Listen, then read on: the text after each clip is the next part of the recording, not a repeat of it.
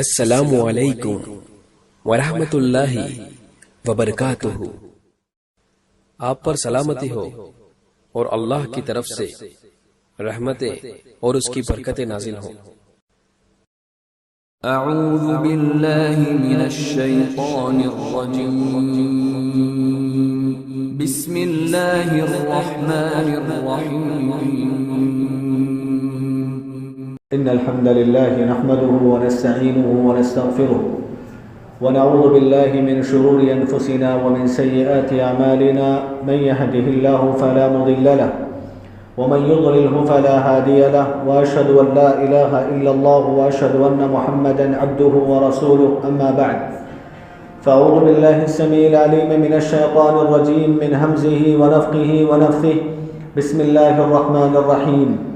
يا أيها الذين آمنوا اتقوا الله حق تقاته ولا تموتن إلا وأنتم مسلمون۔ يا أيها الناس اتقوا ربكم الذي خلقكم من نفس واحدة وخلق منها زوجها وبث منهما رجالا كثيرا ونساء، واتقوا الله الذي تساءلون به والأرحام إن الله كان عليكم رقيبا۔ يا أيها الذين آمنوا اتقوا الله وقولوا قولا سديدا يصلح لكم أعمالكم ويغفر لكم ذنوبكم، ومن يطع الله ورسوله فقد فاز فوزا عظيما۔ فإن أصدق الحديث كتاب الله وخير الهدي هدي محمد صلى الله عليه وسلم، وشر الأمور محدثاتها وكل محدثة بدعة وكل بدعة ضلالة وكل ضلالة في النار۔ قال الله تبارك وتعالى في محكم تنزيله أعوذ بالله من الشيطان الرجيم، اليوم أكملت لكم دينكم وأتممت عليكم نعمتي ورضيت لكم الإسلام دينا۔ قابل احترام حاضرین جمعہ، اسلامی بھائیوں اور بزرگوں، ہم سب حضرات اس بات کو بخوبی جانتے ہیں، ایک دو دن کے بعد ربیع الاول کے مہینے میں ہم داخل ہونے والے ہیں۔ ربیع الاول کا یہ جو مہینہ ہے، اس مہینے کے اندر 12 تاریخ کو پوری دنیا کے اندر، دنیا کے مختلف گوشوں اور علاقوں میں بڑے زور و شور سے نبی کریم صلی اللہ علیہ وسلم کی پیدائش اور ولادت کی مناسبت سے لوگ عید مناتے ہیں۔ اور یہ ربیع الاول کا یہ جو مہینہ ہے، اس مہینے کی پہچان دنیا کے ایک بڑی مسلمانوں کی تعداد کے نزدیک، مسلمانوں کے ایک بڑے طبقے کے نزدیک ربیع الاول کی پہچان عید میلاد النبی کی مناسبت سے پائی جاتی ہے۔ لوگ دوسرے مہینوں کے مقابلے میں ربیع الاول کے مہینے کو یاد رکھتے ہیں، اور خاص طور سے 12 ربیع الاول کی تاریخ مسلمانوں کے ایک بڑے طبقے کو یاد ہوتی ہے پیارے نبی صلی اللہ علیہ وسلم کی ولادت اور پیدائش کی مناسبت سے۔ میرے بھائیوں، آج کے اس خطبہ جمعہ میں مجھے آپ کے سامنے اسی عید میلاد النبی صلی اللہ علیہ وسلم سے متعلق کچھ اہم باتیں آپ کے سامنے رکھنا ہے۔ میرے بھائیو، اللہ کے نبی علیہ السلام کی پیدائش اس دنیا میں ہوئی۔ نبی کریم صلی اللہ علیہ وسلم کی پیدائش کا دن مسلمانوں کے لیے بہت بڑی نعمت والا دن تھا، اور نبی کریم صلی اللہ علیہ وسلم کی پیدائش کے بعد اللہ رب العالمین نے آپ کو نبوت سے سرفراز فرمایا، رسالت سے آپ کو سرفراز فرمایا، نبی کریم صلی اللہ علیہ وسلم نے نبی بنائے جانے کے بعد 23 سالہ زندگی میں آپ نے اللہ تبارک و تعالیٰ کے بھیجے ہوئے دین اسلام کو پوری امانت و دیانت داری کے ساتھ اس امت تک پہنچا دیا۔ اس دین کو امت تک پہنچانے میں کسی بھی قسم کا کسر نہیں چھوڑا، کسی بھی قسم کی کمی نہیں چھوڑی۔ نبی صلی اللہ علیہ وسلم نے فرمایا ترکتکم علی البیضاء لیلها کنہارها لا یزیغ عنها بعدی الا ہالک۔ اللہ کے نبی علیہ السلام فرماتے ہیں کہ لوگوں، میں نے تم لوگوں کو واضح راستے پر چھوڑ دیا ہے، ایسا راستہ جو سیدھا راستہ ہے، جو آپ کو اللہ رب العالمین کی تیار کردہ جنت تک پہنچانے والا راستہ ہے۔ اس راستے میں نے تم کو چھوڑ دیا ہے، جس راستے میں کسی بھی قسم کا عیب نہیں ہے، کسی بھی قسم کا نقص نہیں ہے، کسی بھی قسم کی کمی نہیں ہے، کسی بھی قسم کا تردد اور شک و شبہ نہیں ہے۔ یہ راستہ بالکل واضح راستہ ہے اور یہ راستہ مکمل راستہ ہے۔ اللہ کے نبی علیہ السلام نے جو راستہ ہم اور آپ کے لیے چھوڑ کر اس دنیا سے رخصت ہوئے، وہ راستہ مکمل راستہ ہے، جس راستے کے اندر انسان کی زندگی سے تعلق رکھنے والے ہر چھوٹے اور بڑے مسئلے سے متعلق رہنمائی کر دی گئی ہے۔ ہر چھوٹے بڑے مسئلے سے متعلق کوئی بھی مسئلہ، ہم اور آپ کی زندگی سے تعلق رکھنے والا کوئی بھی گوشہ آپ ایسا نہیں بتا سکتے جس میں اللہ کے نبی علیہ السلام نے ہم اور آپ کو بہتر رہنمائی نہ کی ہو۔ آپ کوئی بھی ایسا مسئلہ نہیں بتا سکتے، سارے مسئلے ہمارے سامنے واضح کر دیے گئے۔ لیلھا کنہارھا، پیارے نبی صلی اللہ علیہ وسلم نے جس راستے پہ ہم اور آپ کو چھوڑ کر چلے گئے، اس راستے کی تاریکیاں، اس راستے کی راتیں بھی دن کی طرح روشن ہیں۔ لا یزیغ عنہا بعد الا ہالک۔ اب اس کے بعد کوئی شخص پیارے نبی صلی اللہ علیہ وسلم کے راستے سے منہ موڑ لے، پیارے نبی صلی اللہ علیہ وسلم کے راستے کو چھوڑ دے، ایسا آدمی ہی دنیا اور آخرت میں ہلاک اور برباد ہونے والا انسان ہے۔ میرے بھائیو، نبی کریم علیہ السلام نے پورا دین پہنچایا، پہنچانے کے بعد اس دنیا سے رخصت ہو کر چلے گئے۔ پیارے نبی صلی اللہ علیہ وسلم کے اس دنیا سے رخصت ہونے کے بعد دنیا کے اندر پیارے نبی صلی اللہ علیہ وسلم کی پیدائش کے مسئلے کو لے کر پوری دنیا کے اندر دو قسم کے لوگ پائے جاتے ہیں، دو قسم کی جماعتیں پائی جاتی ہیں۔ پہلی قسم کا فرقہ وہ فرقہ ہے، وہ جماعت ہے، بلکہ مسلمانوں کا ایک بہت بڑا طبقہ ایسا ہے جو یہ کہتا ہے نبی کریم صلی اللہ علیہ وسلم کی ولادت اور پیدائش کی مناسبت سے خوشی منانا چاہیے، عید منانا چاہیے۔ نبی کریم صلی اللہ علیہ وسلم کی پیدائش کا دن پوری مسلمانوں کے لیے نعمت والا دن تھا، خوشی والا دن تھا، جس دن ہم اور آپ کے آخری نبی محمد عربی صلی اللہ علیہ وسلم کی پیدائش ہوئی۔ لہذا اس مناسبت سے عید منانا چاہیے، خوشیاں منانا چاہیے، خوشیوں کی جتنی بھی شکلیں ہو سکتی ہیں ان شکلوں کو منانا چاہیے۔ اور یہ فرقہ اور جماعت یہ بھی کہتا ہے کہ پیارے نبی صلی اللہ علیہ وسلم کی پیدائش کے دن کو عید کا دن منانا، عید کا دن تسلیم کرنا اور خوشیوں کو ظاہر کرنا اس دن میں، یہ دین کا بنیادی حصہ ہے، یہ دین کا بنیادی جز ہے۔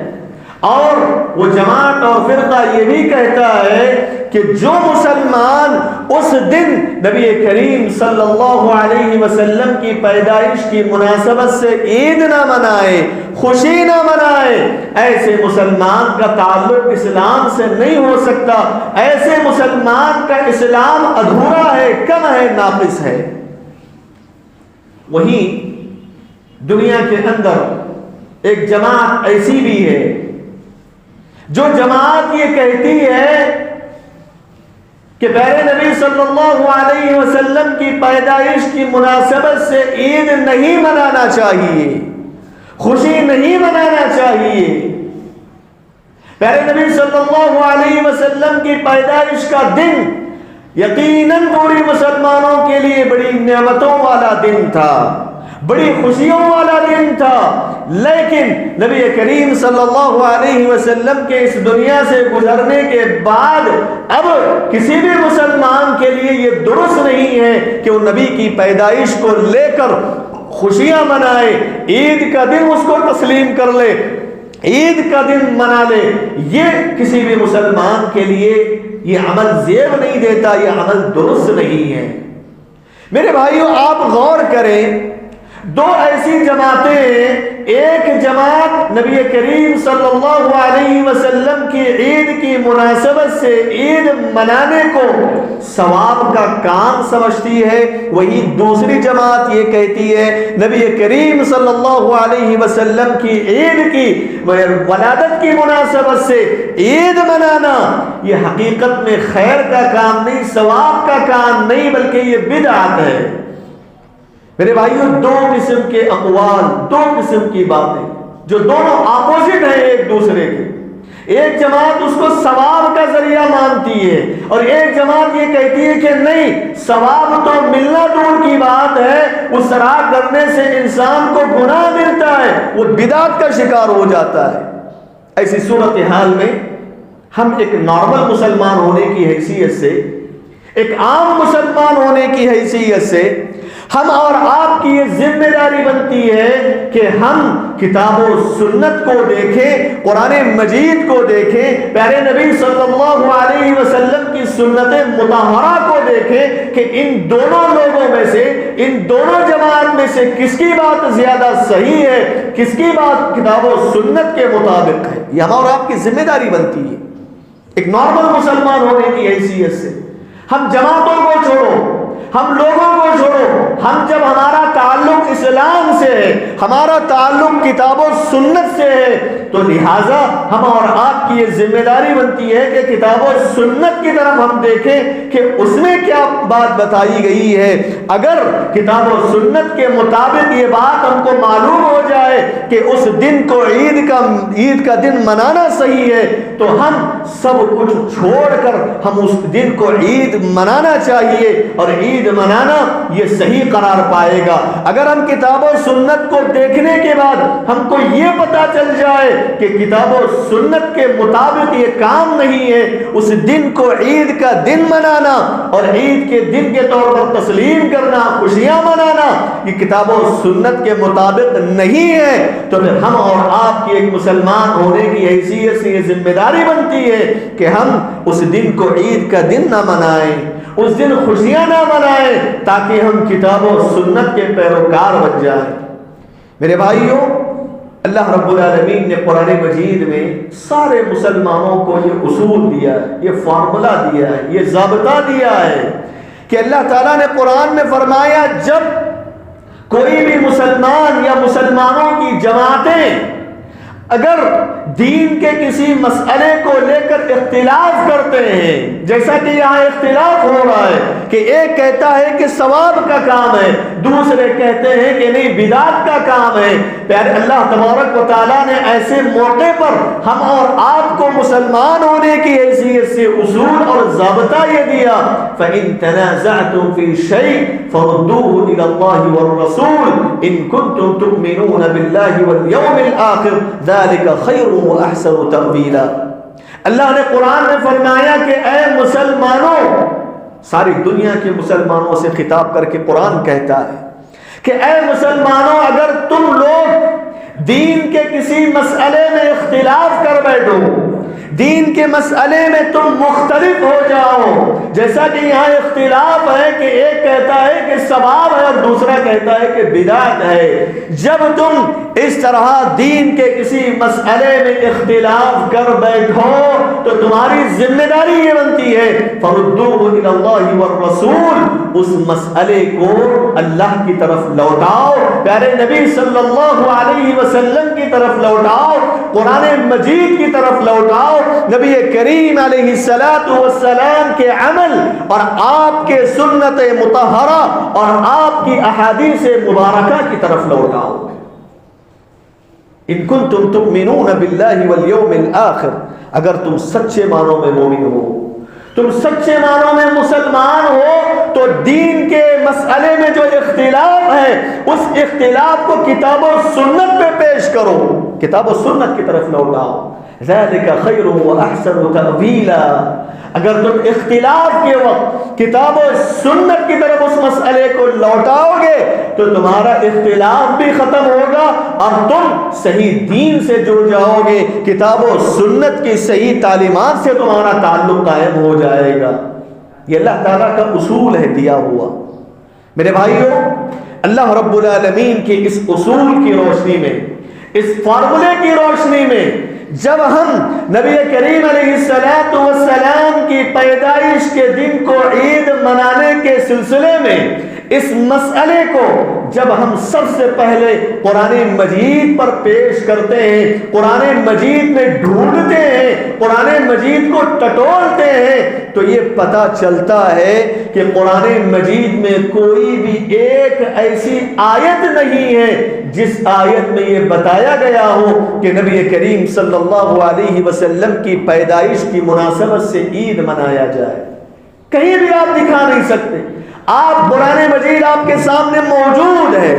قرآن مجید مکمل موجود ہے، قرآن مجید کی آیات اور حروف کو اللہ تعالیٰ نے حفاظت کر دیا ہے۔ آپ قرآن مجید کو اٹھائیں، اس کی صحیح تفسیریں جو علماء نے اس کا صحیح تفسیر، صحیح معنی بتایا ہے، ان تفسیروں کی کتابوں کو آپ اٹھا لیں۔ قرآن مجید کی کوئی بھی آیت ایسی نہیں ہے جس آیت کریمہ میں اللہ تعالیٰ نے یہ حکم دیا ہو کہ آپ نبی کریم صلی اللہ علیہ وسلم کی پیدائش کی مناسبت سے عید مناؤ۔ کہیں بھی آپ کو یہ نہیں ملے گا۔ اس کے بعد جب ہم نبی کریم صلی اللہ علیہ وسلم کے عمل،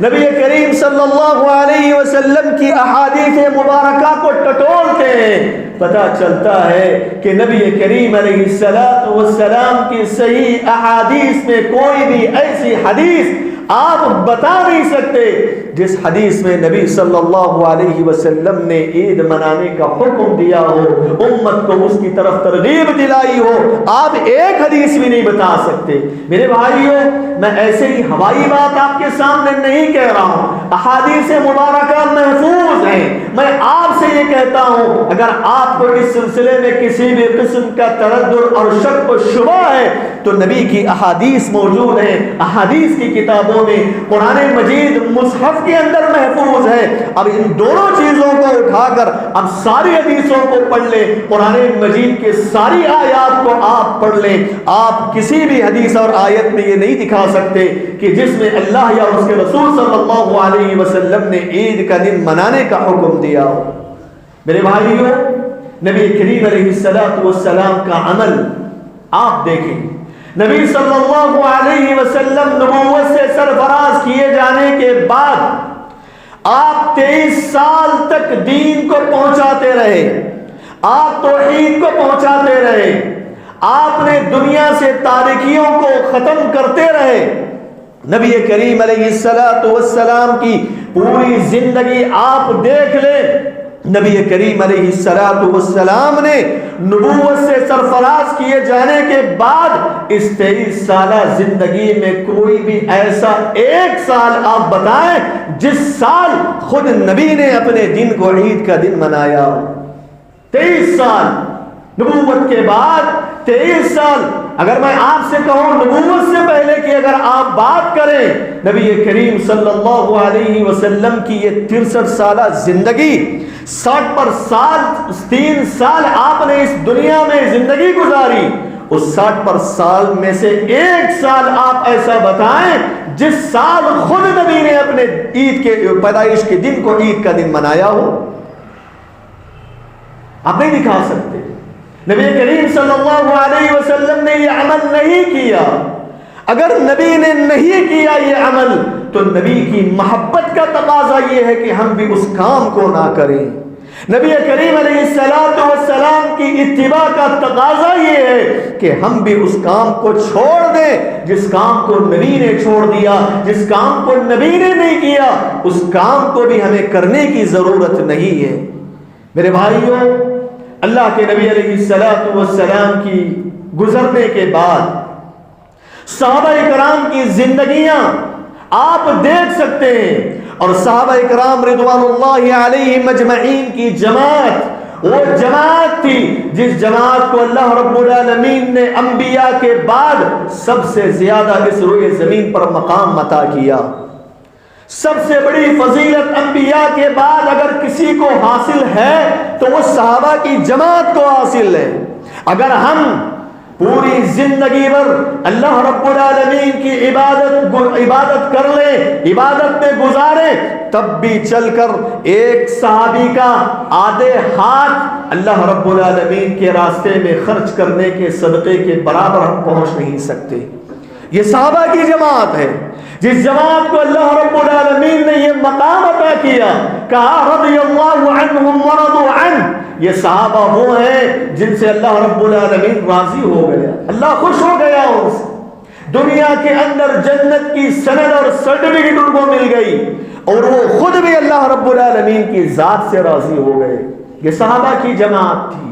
جن لوگوں کو نبی کریم صلی اللہ علیہ وسلم کے ساتھ اٹھنے بیٹھنے کا بہترین موقع نصیب آیا، جس جماعت کو نبی کریم علیہ السلام کے ساتھ رہ کر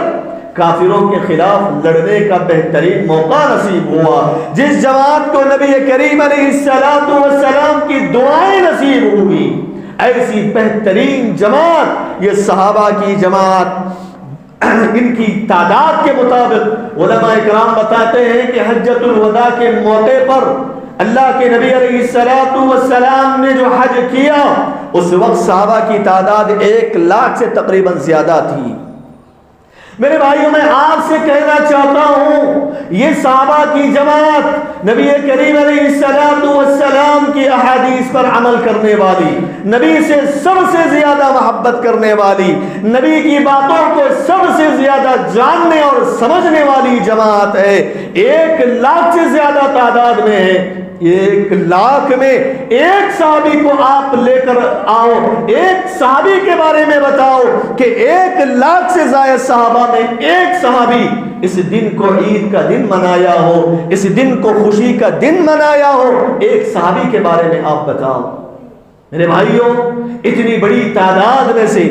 ایک بھی صحابی آپ کو ایسا نہیں ملے گا جس صحابی نے اس دن کو عید کا دن منایا ہو، نبی صلی اللہ علیہ وسلم کی پیدائش کی مناسبت سے جشن منایا ہو، عید منائی ہو. ایک صحابی بھی آپ کو دیکھنے اور پڑھنے کو نہیں ملے گا.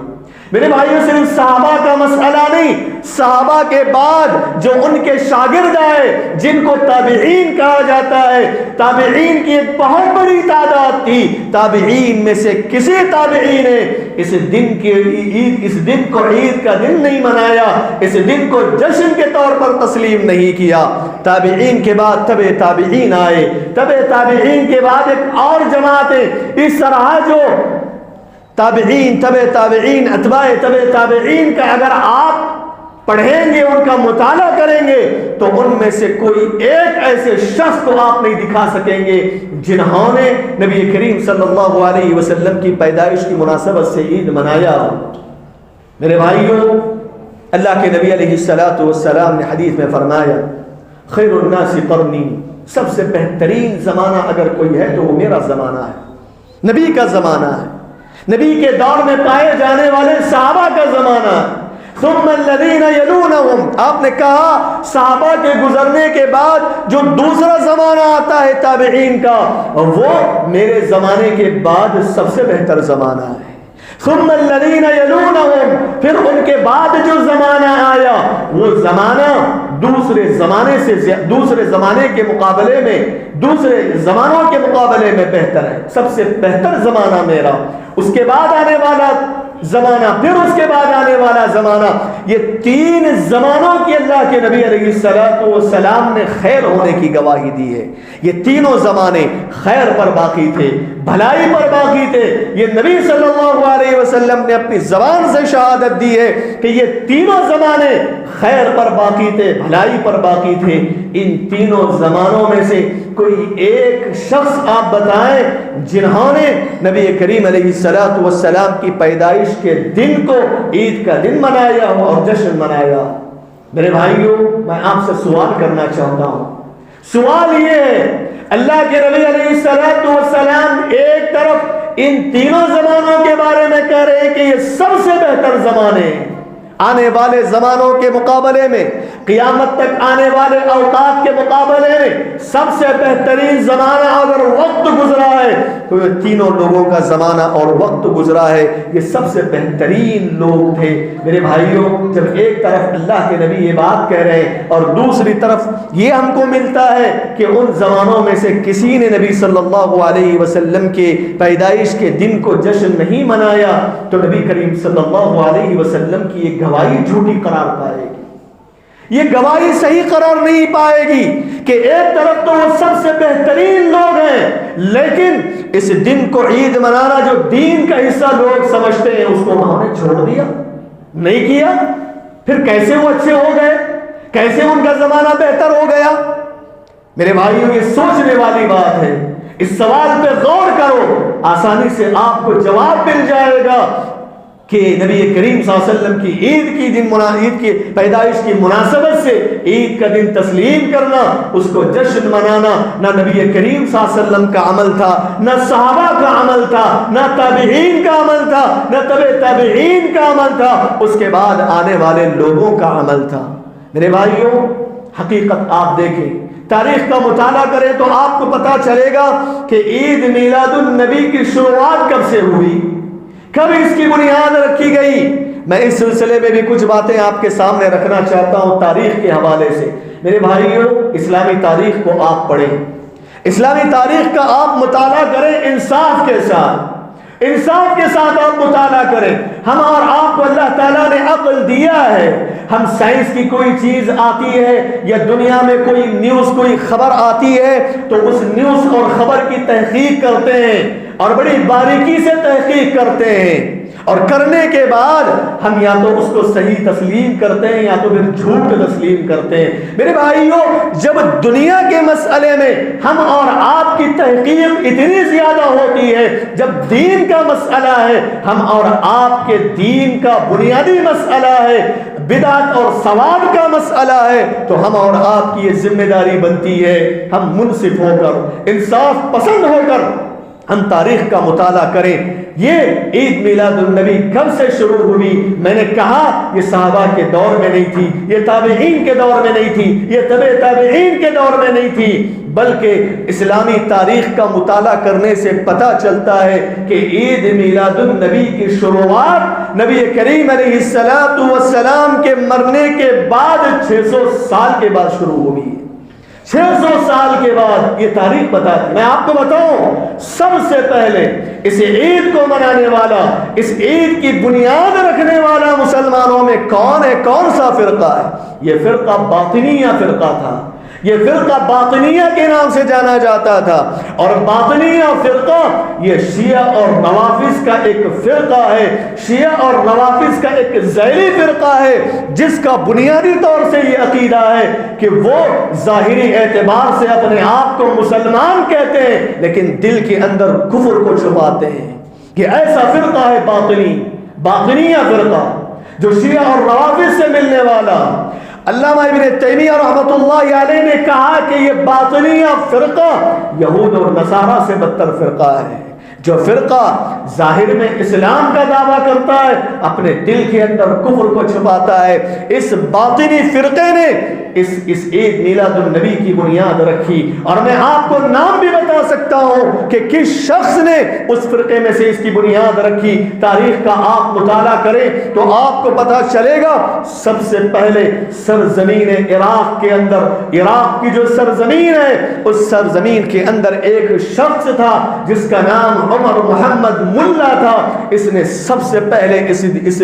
جشن عید میلاد النبی کی بنیاد رکھی 600 سن ہجری کے بعد، 600 کے بعد 625 630 اس کے آس پاس اس نے سب سے پہلے عراق کا ایک بہت بڑا شہر موصل نام ہے، اس موصل شہر کے اندر عید میلاد النبی کی بنیاد رکھی 600 سال کے بعد، نبی صلی اللہ علیہ وسلم کے گزرنے کے 600 سال کے بعد اس نے یہ بنیاد رکھی۔ بعض تاریخی صحیح روایات یہ بتاتے ہیں کہ اس نے جب یہ بنیاد رکھی اسی کی اقتدا میں اس وقت ایک بادشاہ تھا جس کا نام ابو المظفر یا مظفر الدین تھا، جو وقت کا بادشاہ تھا۔ اس نے بھی موصل شہر کے اندر ایک علاقہ ہے جس کا نام اربل ہے، اس اربل نامی علاقے میں اس نے بھی اس کی اقتدا اور پیروی کرتے ہوئے عید میلاد النبی کو بڑے زور شور سے منانا شروع کیا، حتیٰ کہ اس مظفر الدین بادشاہ کے بارے میں یہ بات آتی ہے کہ اس نے اعلان کر دیا تھا کہ جو آدمی نبی صلی اللہ علیہ وسلم کے پیدائش کے دن کو عید منانے کے سلسلے میں جو کتاب لکھے گا میں اس کو بڑا انعام دوں گا۔ اس کے اس اعلان کو سننے کے بعد اس وقت ایک شخص نے کتاب بھی لکھی تھی التنویر فی مولد البشیر النذیر کے نام سے۔ جب اس نے یہ کتاب لکھی تو وقت کے بادشاہ نے 1000 دینار نقد انعام دیا تھا۔ میرے بھائیوں، یہ عید میلاد النبی کی تاریخ ہم اور آپ کو بتاتی ہے کہ نبی کریم علیہ السلام کے گزرنے کے 600 سال کے بعد اس کی بنیاد رکھی۔ رکھنے والے کون تھے؟ مسلمان تھے۔ رکھنے والے ایسے لوگ تھے جو صحابہ کرام کو اعلان گالیاں دیتے تھے، ابو بکر اور عمر عثمان رضی اللہ تعالیٰ عنہ کو گالیاں بکا کرتے تھے، اور یہ باطنیہ فرقہ آپ اس کی تاریخ پڑھیں، انہوں نے جب یہ دیکھا کہ مسلمانوں پر جو ہے طاقت کے اعتبار سے ہم قبضہ نہیں جما سکتے، مسلمانوں کی طاقت بڑی قوی ہے، ان کے پاس سب سے بڑی طاقت ایمان کی طاقت ہے، جب انہوں نے یہ دیکھا تو یہ سازش رچی کہ مسلمانوں کے عقیدے کو بگاڑ دیا جائے، مسلمانوں کو واجبات سے دور کر دیا جائے، نبی کریم علیہ السلام کی صحیح سنتوں سے دور کر دیا جائے۔ جب اس طرح لوگ دین سے دور ہو جائیں گے ہم اپنے مقصد میں کامیاب ہو پائیں گے۔ اس مقصد کو انہوں نے لیا، اس مشن کے تحت بڑے منظم طریقے سے انہوں نے بدعتوں کی ایجاد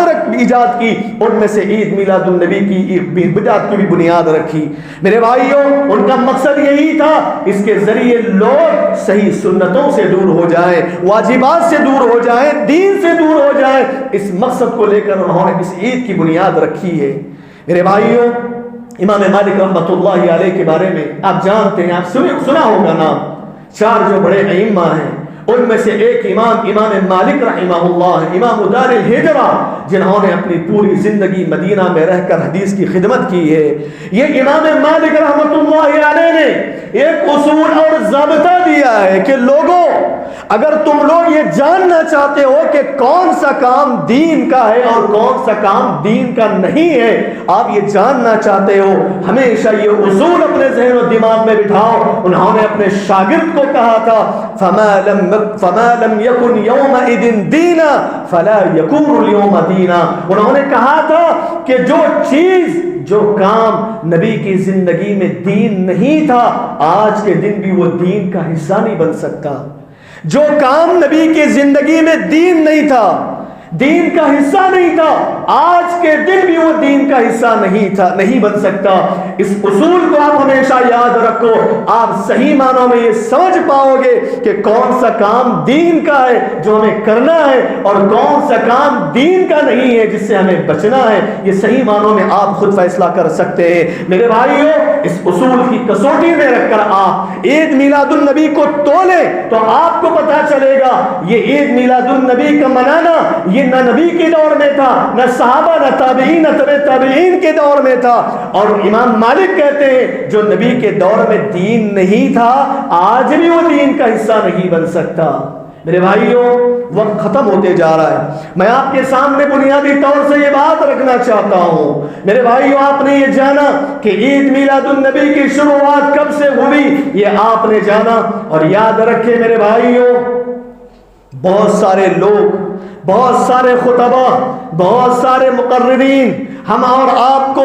غلط قسم کے دلائل سامنے رکھ کر عید میلاد النبی کو ثابت کرنے کی کوشش کرتے ہیں۔ میرے پاس وقت نہیں ہے کہ ان سارے دلائل کا جائزہ لے کر آپ کے سامنے دودھ کا دودھ پانی کا پانی کر دوں، لیکن میں مختصر طور پر آپ کے سامنے یہ بتاؤں گا کہ جن دلائل کا، جن شبہات کا سہارا لے کر آج بہت سارے لوگ نبی کریم علیہ السلام کی ولادت کی مناسبت سے عید منانے کو ثابت کرنے کی کوشش کرتے ہیں، ان میں سے ایک دلیل یہ دی جاتی ہے کہ حضرت عباس رضی اللہ تعالی عنہ نے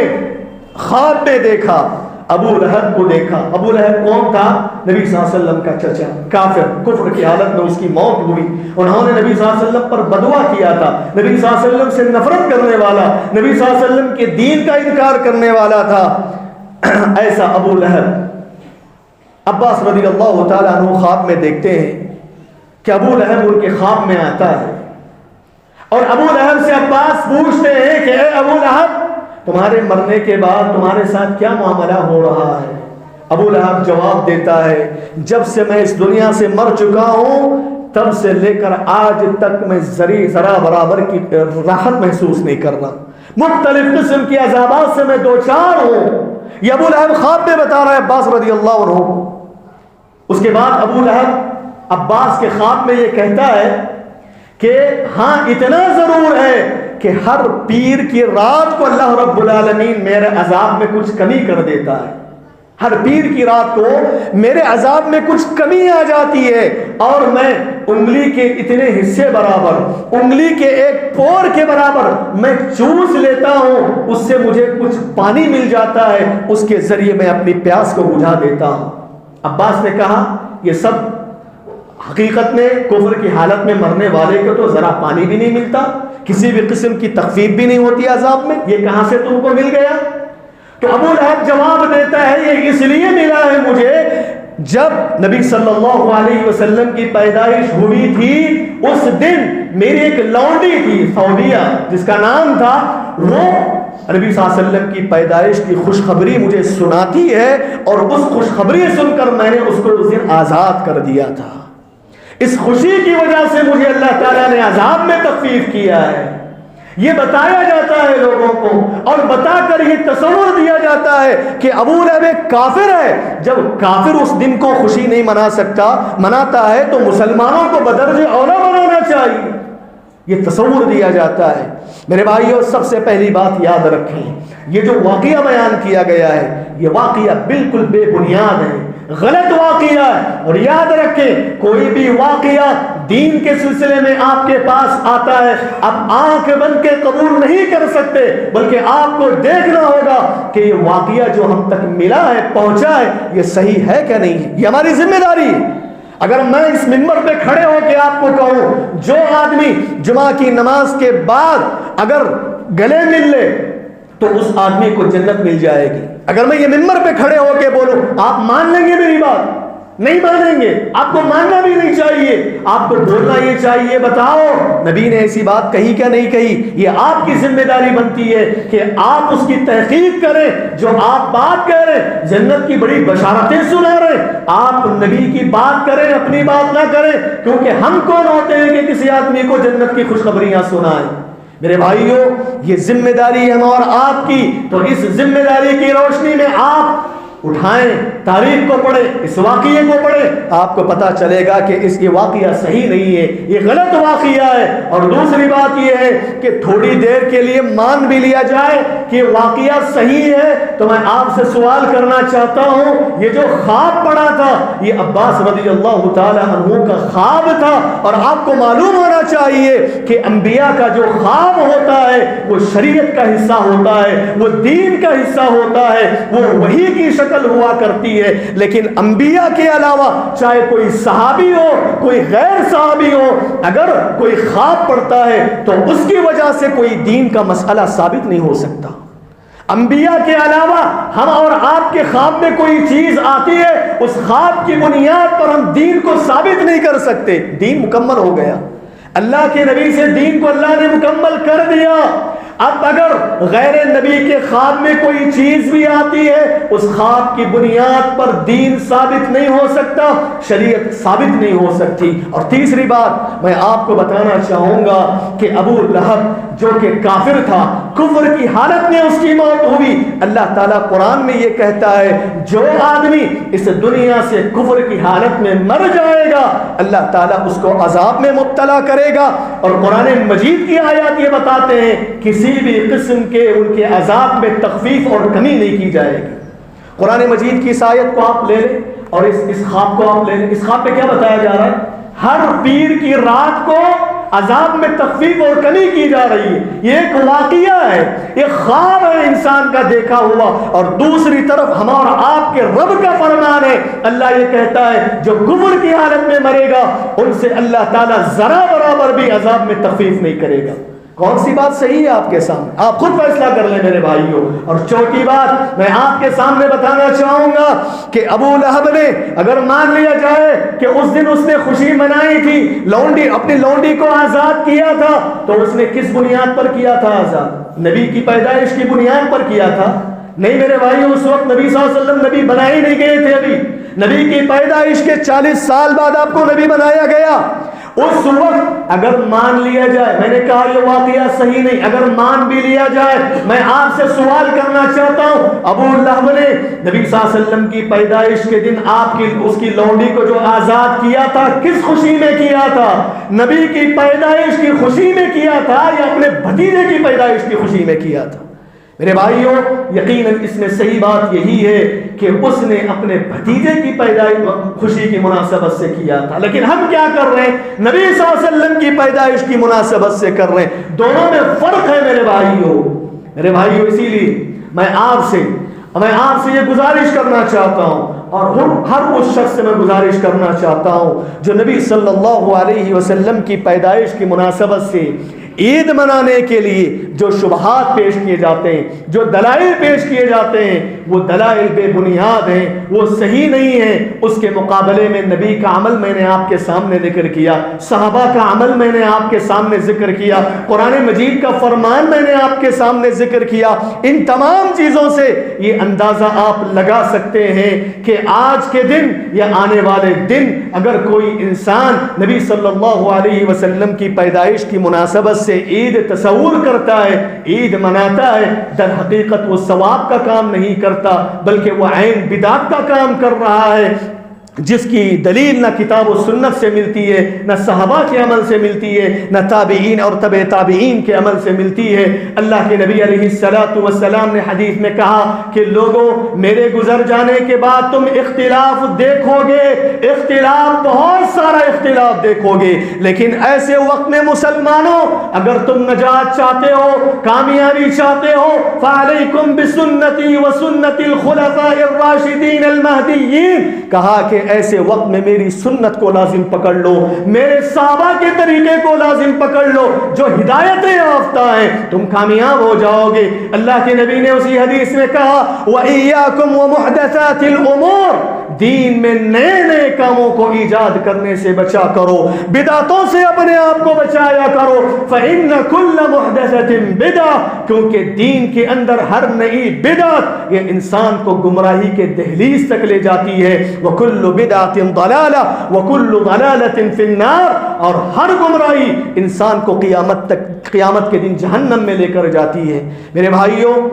میں آپ کے سامنے یہی بات کہنا چاہتا ہوں، ایک عام مسلمان ہونے کی حیثیت سے آپ صحیح اور غلط کیا ہے کتاب اللہ سنت رسول عمل صحابہ میں تلاش کریں، آپ کو صحیح کیا غلط کیا اس کی صحیح معنوں میں پہچان ہوگی۔ جو صحیح ہے اس پہ عمل کریں، جو غلط ہے اس کو چھوڑ دیں، اسی میں ہم اور آپ کی دنیا اور آخرت کی کامیابی اور کامرانی پوشیدہ ہے۔ رب العالمین سے دعا ہے کہ رب العالمین ہم سبھی حضرات کو جو باتیں آپ کے سامنے کہی گئی ہیں ان باتوں کو یاد رکھے، نبی کریم علیہ السلام کی روشن تعلیمات پر عمل کرنے کی اللہ ہمیں توفیق عطا فرمائے، آمین۔ وآخر دعوانا الحمد للہ رب العالمین۔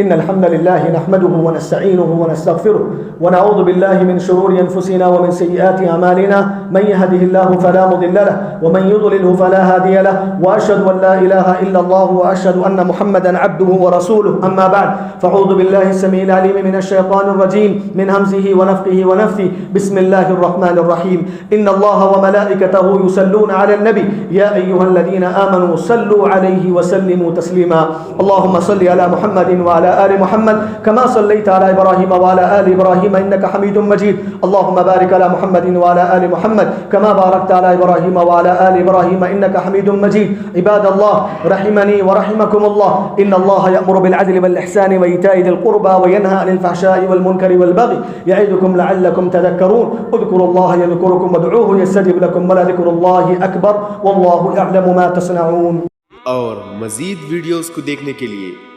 آپ ہمارے YouTube چینل کو سبسکرائب کریں. فجزاکم اللہ خیرا.